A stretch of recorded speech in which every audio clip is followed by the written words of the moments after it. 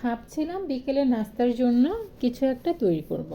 তো ভাবলাম যে আজকে দেখি তো বেকারি স্টাইলে বিস্কিট তৈরি করা যায় কি না। তো আজকে আমি সেটাই তৈরি করে দেখাচ্ছি, যেটা চা বানানোর কিছুক্ষণ আগে আপনারা বানিয়ে নিতে পারবেন। যাদের বিকালের নাস্তায় চায়ের সাথে বিস্কিট ছাড়া চলে না, তারা কিন্তু আজকে রেসিপিটা দেখতে পারেন আর দেখে কিন্তু বাড়িতে অবশ্যই তৈরি করতে পারেন। তো খুব সহজে আজকে বিস্কিট রেসিপি তৈরি করে দেখাচ্ছি। দেখতে পাচ্ছেন বিস্কিটগুলো কতটা সুন্দর হয়েছে আর ভীষণ মুচমুচেও হয়েছে। তো চলুন দেখি কিভাবে সহজে নাস্তার জন্য বিস্কিট ঘরে তৈরি করে নেওয়া যায়। তো সর্বপ্রথমে একটি মিক্সিং বোল নিয়ে নিয়েছি। এখানে দিয়ে দিচ্ছি হাফ কাপ মানে পাউডার করে রাখা চিনি।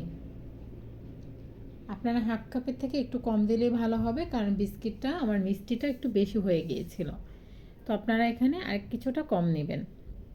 এখানে দিয়ে দিচ্ছি 1 কাপ ময়দা। আপনারা চাইলে আটা দিয়েও তৈরি করতে পারবেন, আবার দুটার সমন্বয়ে তৈরি করা যাবে। এখানে হাফ চা চামচ দিয়ে দিচ্ছি বেকিং পাউডার, হাফ চা চামচের থেকে একটু কম হবে লবণ দিয়ে দিয়েছি। চাইলে এখানে গুঁড়া দুধ ব্যবহার করা যাবে। তো আজকে আমি গুঁড়া দুধ ছাড়াই এটা তৈরি করে নিব। সবগুলো শুকনো উপকরণ একসাথে মিশিয়ে নিয়েছি। মিশিয়ে নেওয়া হয়ে গেলে এখানে হাফ কাপ তেল দিয়ে দিতে হবে। এখানে বাটার বা ঘি কোনোটাই ব্যবহার করব না, যেহেতু বেকারি স্টাইলে তৈরি করছি, ওখানে তেল দিয়ে তৈরি করা হয়।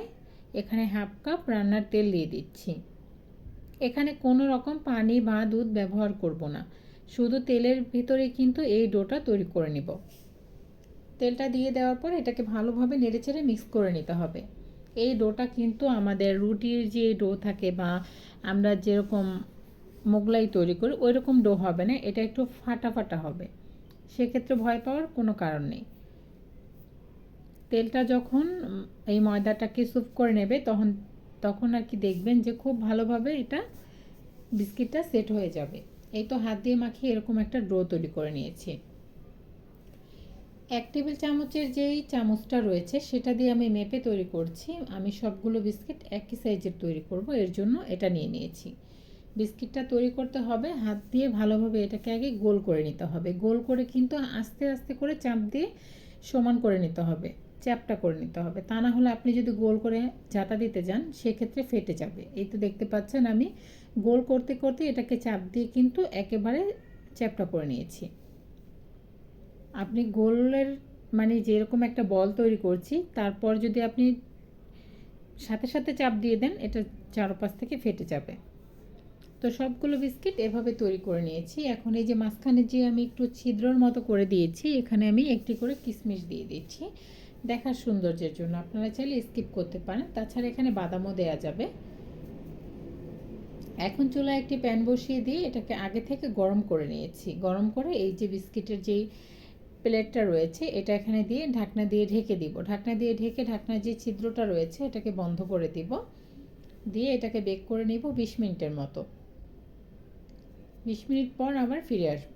তো বিস্কিটগুলোকে একটু ফাঁকা করে দিতে চেষ্টা করবেন। আমার বিস্কিটটা একটু মানে লেগে গিয়েছিল, এর জন্য দেখেন ওরা খুব কাছাকাছি চলে এসেছে ফুলে।